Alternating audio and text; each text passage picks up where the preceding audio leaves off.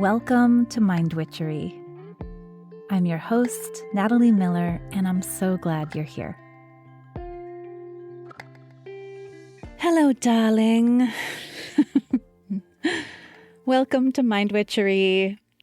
Today's spell is a spell for conscious self-persuasion. So here's the thing that I've been thinking about this week. I've been thinking about how we, humans, are always talking ourselves in and out of things, aren't we? I mean, do you agree with this? I think that's what I do all day long. I talk myself in or out of my morning walk. I talk myself in or out of ordering a Starbucks, specifically an iced double tall blonde roast vanilla latte with only one pump of vanilla and oat milk. Do you love that? Do you have a really complicated Starbucks order too? I kind of hope you do. Anyway, I think we are constantly talking ourselves into or out of doing things, canceling appointments, purchasing items, initiating or not initiating conversations, enrolling or not enrolling in programs, scheduling or not scheduling appointments, seeking new support or keeping the same support. You get the gist. We talk ourselves in and out of things all the time. And I'm calling this self-persuasion because I think, at least in my experience, and for the clients I support also, what I see is that we mount a case, don't we? We mount a little case. We have a little mini persuasion session in our heads where when we are talking ourselves into or out of something, we present reasoning. Maybe we present evidence. We make a case. So if we're doing this all the time, and we remember that our minds are incredibly powerful, that our minds are magic wands, then I'm thinking it would behoove us to do it very consciously. So as I was mulling over what that would look like, here's what I came up with. Number one, it is vital always to recognize that we are existing at choice. That is, we are talking ourselves into or out of various things. We don't have to do anything. We are choosing to do things. And the more we are believing we have to do something, the less conscious we are about the self-persuasion that's happening. Do you agree? The more I believe that I don't have a choice, I have to, the less aware I am of all of the persuasion happening, all of the reasoning. So shining the light of awareness on how we talk ourselves in and out of things, making it conscious, requires, I believe, acknowledging and accepting that I exist at choice. Okay, so that's number one. Number two, to be more conscious about our self-persuasion, it's so important to look at our reasoning and determine what are the values underlying the reasoning, right? So what are my reasons for talking myself into this, for example? And what are the values I am bringing to life by doing this thing? I'll give you an example. I just booked several autumn getaways for myself and for my family. I'm going to a little cabin in the woods with my kids and my partner in September, and in October, I'm going to a different little cabin in the woods with one of my besties, and I am putting the finishing touches on a little creative retreat for myself later in the fall. And I had to talk myself into these because, all of the things, time, money, disruption of my household status quo. Yeah. But I did talk myself into them, and in a very consciously self-persuasive way. Right? So when I sat with the reasons for booking these retreats, I checked in to see, are these retreats a moving toward, or are these retreats a moving away from? Yeah, like that is, are they appetitive? Do I have an appetite for them? Or are they aversive in that going on retreat makes me escape something? And I realized that no, they are appetitive. They are a move toward. And then I checked in with, well, so what are the values that I'm moving toward when I book these various retreats? And they're different, of course, for each one, but generally speaking, number one, pleasure and enjoyment. I really love traveling. It brings me such joy. Number two, presence. There is something for me about being in a nature space and really like residing there that helps me to be so much more present with myself, with the moment, with my thoughts, with my creativity. It is extraordinary, the magic that happens for me personally when I am in a different and beautiful place. And three, intimacy. Intimacy with my family, intimacy with my friends, intimacy with myself. That deep, deep presence, the experiencing of a different place together, I think is very intimate. So for me, these retreats are a move toward those values. It's helping me to bring those values to life. Right? Now, if I look at the reasoning against booking the retreats, it looks like this. Money. Usually, right? Usually it's like, spending the money, and maybe a little bit also taking the time away. Although that's a little bit less so because I trust so thoroughly that these kinds of retreats ultimately supercharge my creativity, productivity, my ability to do and make things, that it's not really so much the time, but mostly, yeah, it's the money. And so then I ask myself, well, what is the value underlying the money concern? What is that about? What do I value when I'm saving money? And I kind of come up with, honestly, not much. I guess frugality. But frugality isn't really a value of mine. I am not a particularly frugal person, and I don't particularly want to be a frugal person. That isn't the relationship that I want to have with money and resources. I want, in many ways, the opposite. I want to be very generous with my money and my resources. And so this actually leads me to a second step in being consciously self-persuasive. I illuminate my reasons. So what are the reasons behind talking myself into this? And what are my reasons for talking myself out of it? find the values that are underlying these reasons, and then ask myself, okay, where do these come from?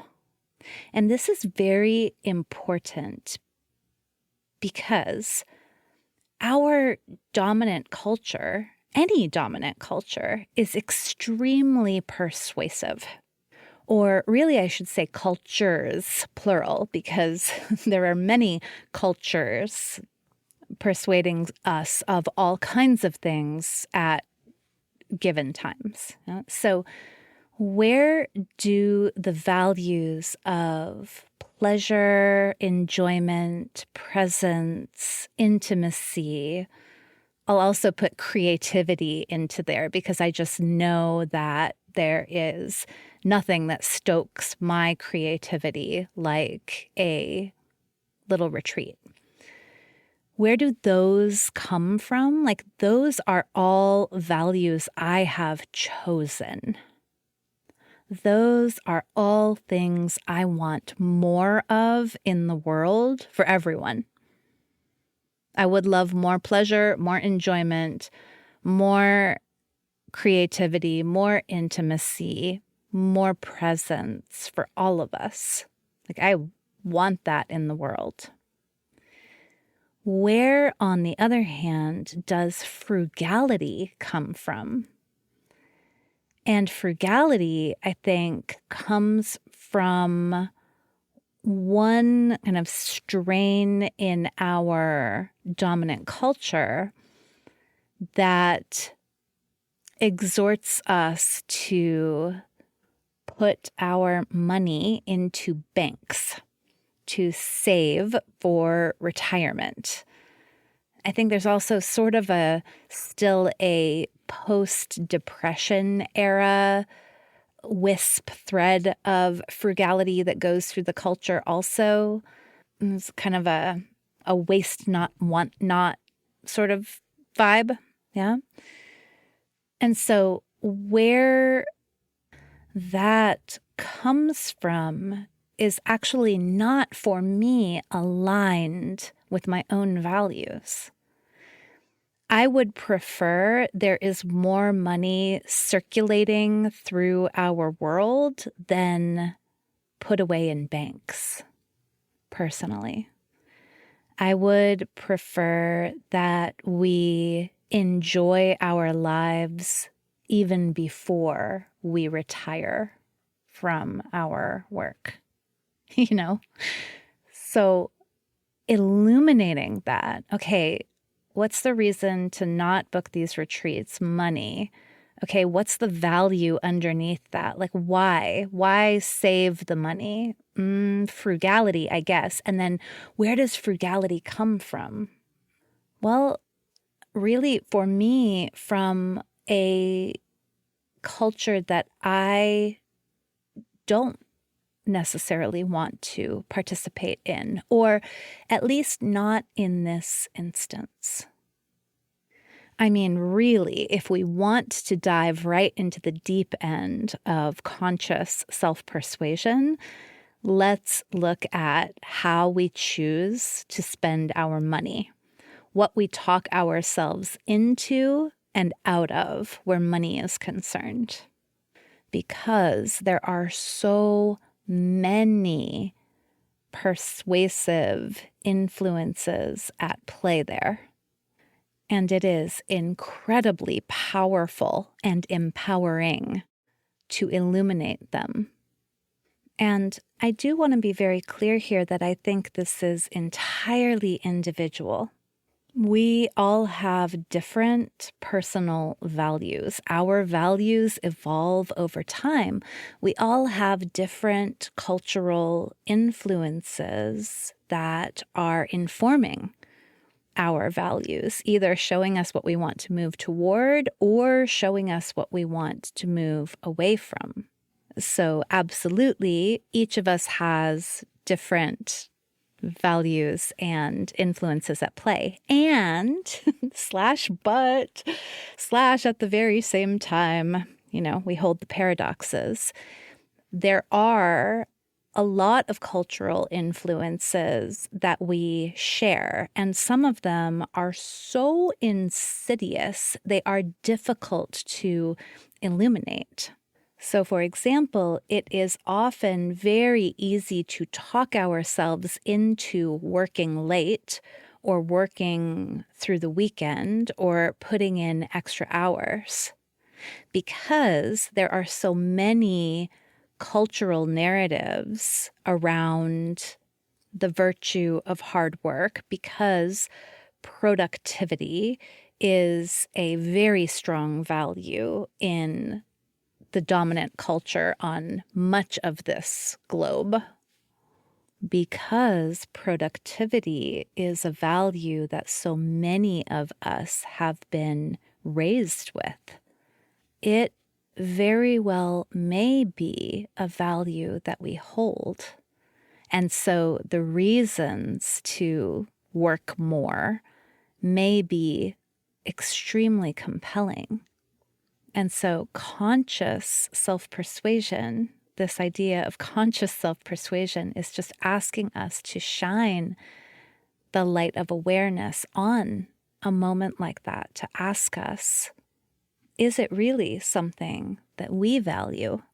Is it something we want more of in the world for our friends, for our communities?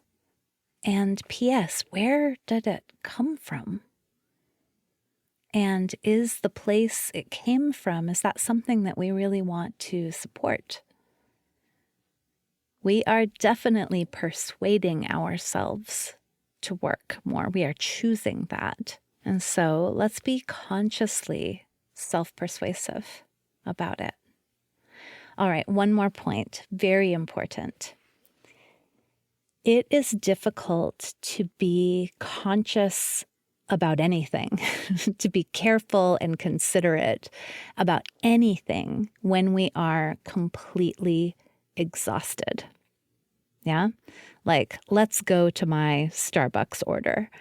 I am 800 times more likely to stop for my just amazingly complicated Starbucks drink.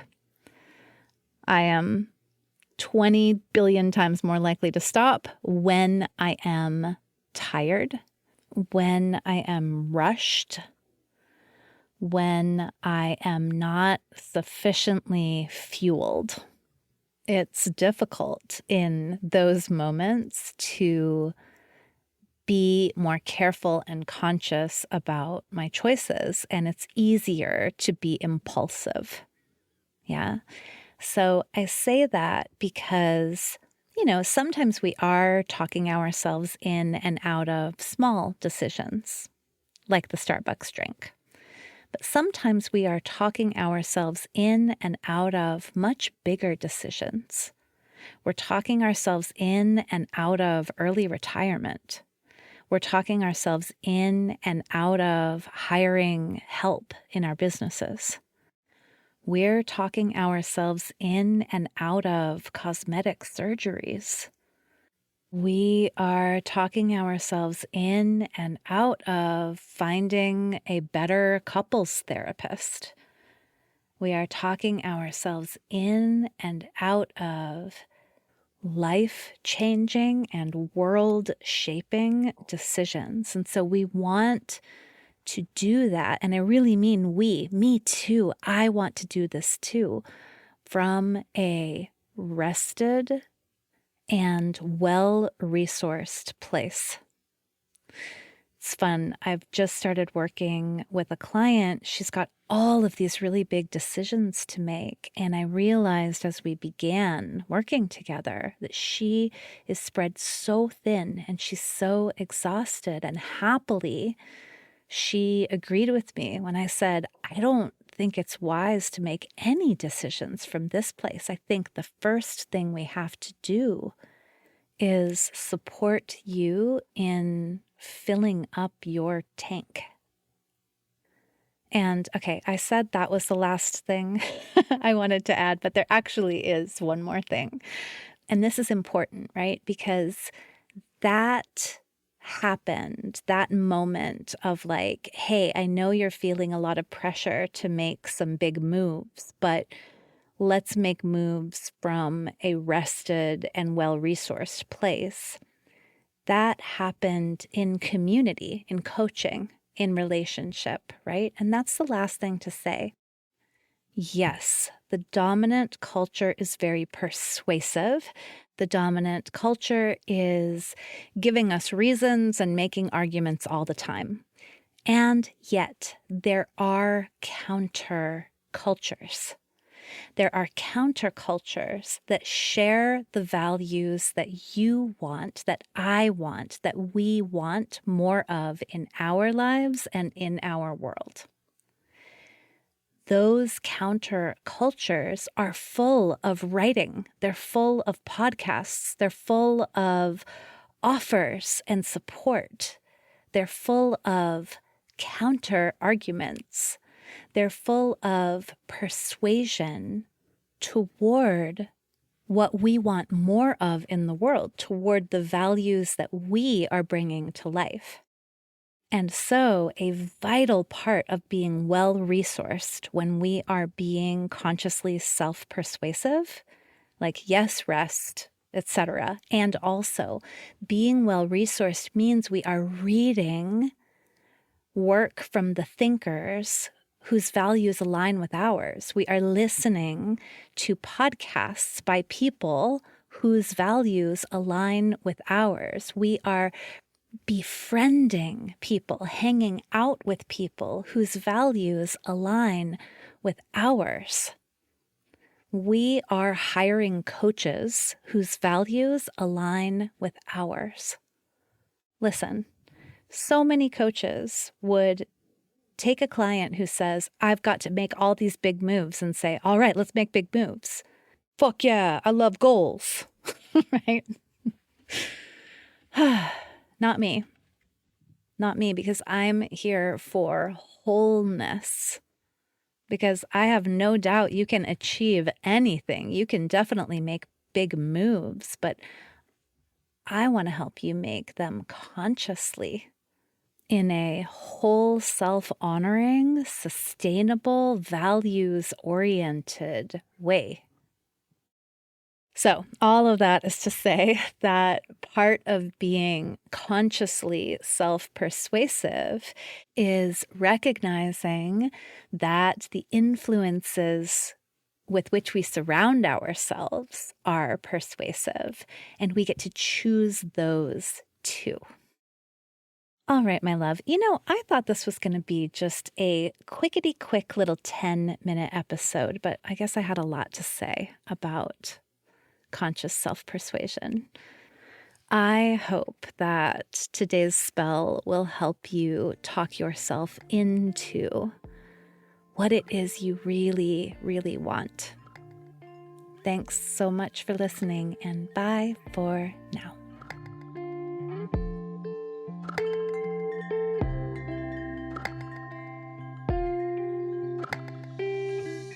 Thank you for listening to this episode of Mind Witchery. To catch all the magic I'm offering, please subscribe to the show. Or if you want a little bit of weekly witchiness in your inbox, sign up for my Sunday letter at mindwitchery.com.